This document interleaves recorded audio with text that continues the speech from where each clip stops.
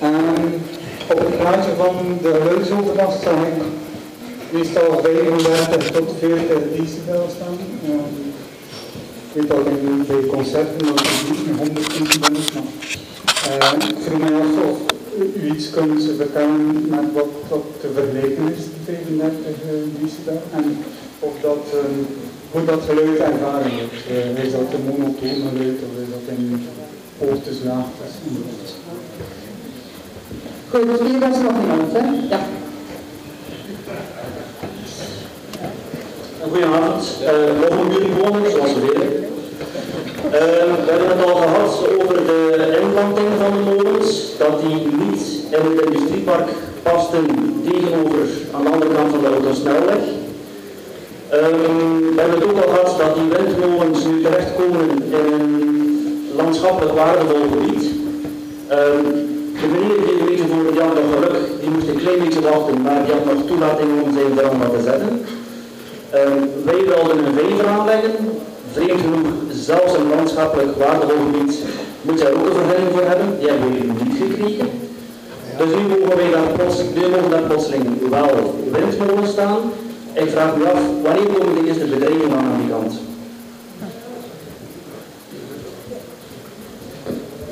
Hier was al een vrouw die iets wou vragen, maar ik ben niet weg. Ja.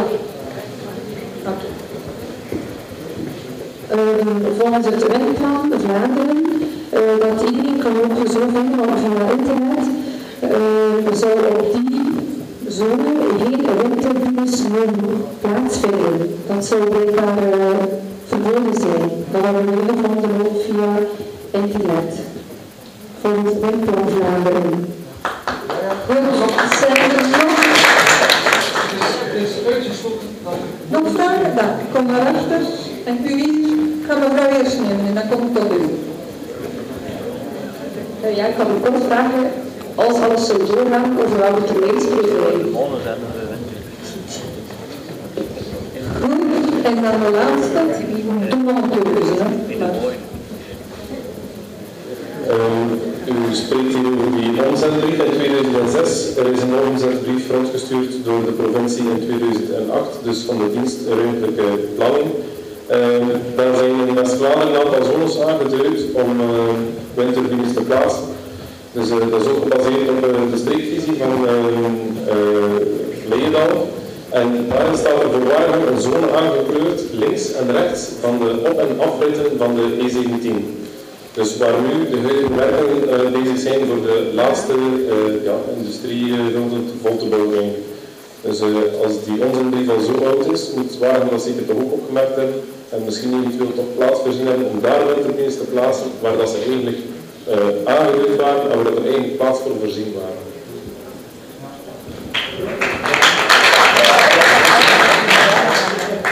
Goed, we hebben het eerst over het geluidsoverlast. Wat wil dat zeggen dat je tot 4 dB? Kan je zeggen wat voor soort geluid dat ook is? Dan implanting. Ja, het kan dan nu dat je geen vijver mag zeggen, maar wel windmolens. Het Windplan Vlaanderen heeft mevrouw gelezen dat er geen windmolens nodig. Hoe lang duurt het voordat alles, stel dat alles loopt zoals gepland, geeft daar eens een termijn voor. En die omzetbrief van de provincie, dus niet de gewestelijke, maar de provincie, en de streekvisie Leeuwendaal is het niet logischer om in het te verwachten industriegebied daar te plaatsen. Ik ga op de eerste vraag antwoorden over het geluid. We hebben ooit een infovergadering gehad waar we ook een geluidsdeskundige hadden en die was op de stadtoen ingehuurd. En die man heeft daar ook een vraag beantwoord en daar kwam ook de vraag 35 dBA, waarvoor staat dat? En dan heeft die geluidsdeskundige beantwoord. Dus eigenlijk het kan vergelijken met het geluid van een computer die aanstaat. Dus niet van die beamer die er vooraan zit, die maakt meelawaai, maar van een gewone computer. Dat komt overeen met 35 dBA, heeft hij toen gezegd. Ja, dat is wel veel, hè? Er is een vraag op de termijn, wanneer die windmolens er eventueel zouden kunnen komen. Ik ga een beetje over naar de vraag van de meneer met zijn verwanda, waar hij 1,5 jaar moet wachten op de vergunning. Wij zitten hier en we hebben al studies laten maken. De vraag was ook van waarom waarom kom je niet voor die studies naar ons? Omdat we natuurlijk bekijken, voor ons lijkt het een goede locatie, maar het zijn inderdaad precies die geluidsstudies, die slaapschermstudies en dergelijke die ook voor ons bevestigen dat het een goede locatie is. Moesten die studies uitwijzen dat het hier niet mogelijk is, dan zaten we hier vanavond niet, dan zouden we de vergunning niet hebben aangevraagd.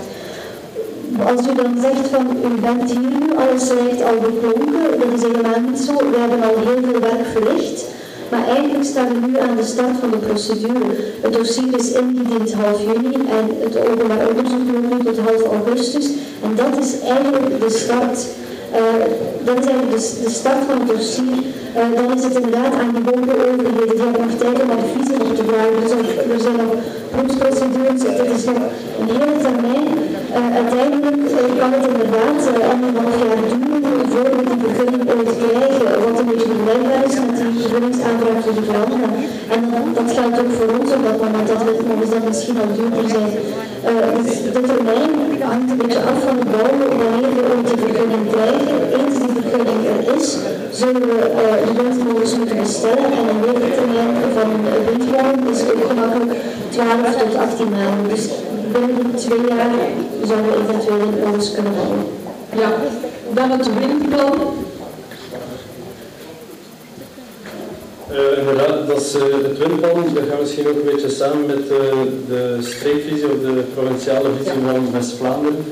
Het is inderdaad zo dat er een aantal jaren terug is er door Vlaanderen een windplan opgemaakt, waar zij een aantal criteria hebben vooropgesteld, waaraan ze ook hun kaarten, alle kaarten dat ze hadden, die regelgeving daarop toegepast en op die manier tot locaties gekomen waar dat ze bij voorkeur windturbines zien en waar ze geen windturbines zien. We moeten wel vaststellen dat door het feit dat er eigenlijk niet zoveel windturbines staan in Vlaanderen, dat de vergunningsverlenende overheid, de Vlaamse regering, dat windplan volgt, maar daar los van het windplan ook alle andere facetten die verbonden zijn met windturbines ook gaat beoordelen en trachten om op basis van al die verschillende elementen een beoordeling te maken of een beslissing te nemen. Dus enerzijds heb je het windplan, maar het windplan is zeker niet het enige criterium waaraan dat een windturbineproject wordt getoetst. Hetzelfde geldt misschien voor de provinciale visie. Dat is inderdaad in de tijd opgesteld geweest. Nu, daar is de filosofie enigszins anders. In West-Vlaanderen heerst er zijn ze eigenlijk van mening dat er ruimte is voor meer windturbines en hebben ze geconstateerd dat de zones die ze geselecteerd hebben, om welke reden ook bijzonder moeilijk leiden tot goede aanvragen. En dat is ook de reden dat zij zeer onlangs, enkele maanden terug, of iets langer ondertussen al, beslist hebben om die streekvisie, of die streekvisie niet, de provinciale visie, om die eigenlijk nog altijd te laten gelden, maar ook andere zones die niet in die visie liggen, open te stellen om windturbineprojecten te gaan ontwikkelen. Goed. Nog vragen? En dan kom met probleem. In de regio waar de windmolens zo gezien zijn, is het zo dat volgens het windplan het uitgesloten is dat er windmolens komen. Het is dus zo, men heeft groene kleuren, dat is niet groen van dit, maar dus de groene, daar kunnen die komen. Dan heb je gele en oranje, daar kunnen we komen met bepaalde voorwaarden. En dan heb je een aantal regio's in België waar het uitgesloten is dat er windturbines mogen komen. En jullie zijn erin geslaagd om net die 4 te nemen waar het uitgesloten is, om jullie plan voor te stellen. En ik was toch ongelooflijk knap dat dat kan in België. En ik vraag me echt af, dat de overheid gaat reageren dat jullie windmolens plaatsen op een plaats waar het volgens de voorziening verboden is. Dank u wel.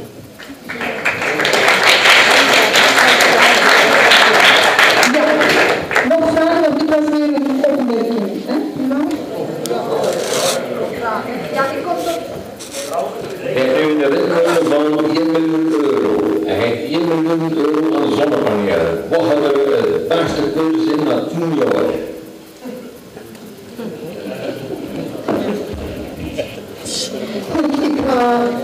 We hebben nog inderdaad een eerste vraag over...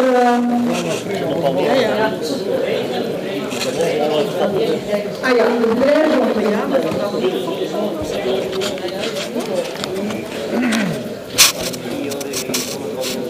Zijn er nog vragen? Dan kunnen we tegelijkertijd nog een aantal stellen, hè? Ja, meneer de heer heeft iets gevraagd, dan ga ik het zeggen. Nee, we lossen we dit ook niet meer. Ja. Sorry, hè, maar ik heb er lastig van. Ik ga onderhalf die nieuwe boven.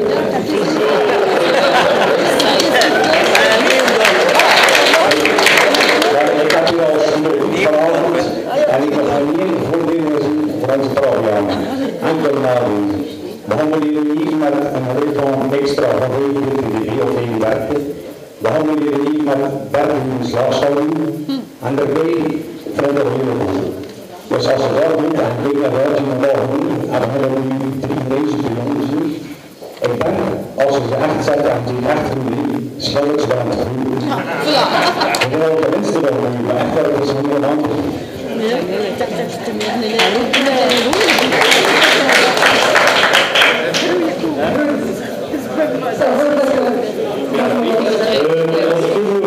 Ik heb hier nog een vraag staan over wat is de termijn dat alles doorgaan.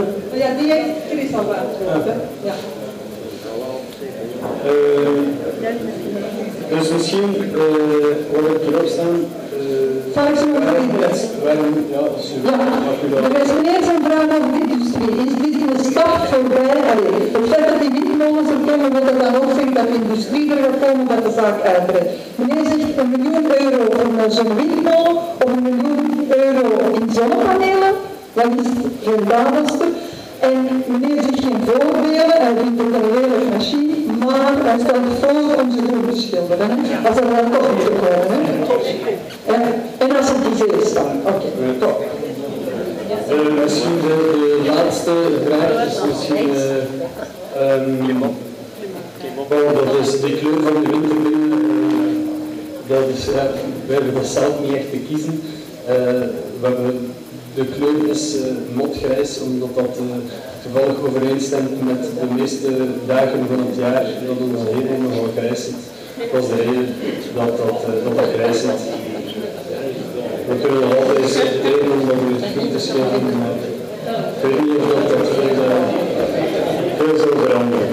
Nu, de andere vraag van €1 miljoen investeren in wind, €1 miljoen investeren in zon. Ik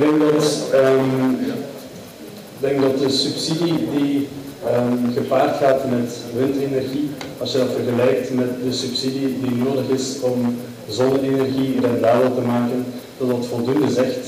Je hebt, als je €1 miljoen investeert in windenergie, dat brengt gewoon veel meer groene stroom op dan €1 miljoen aan zonnepanelen.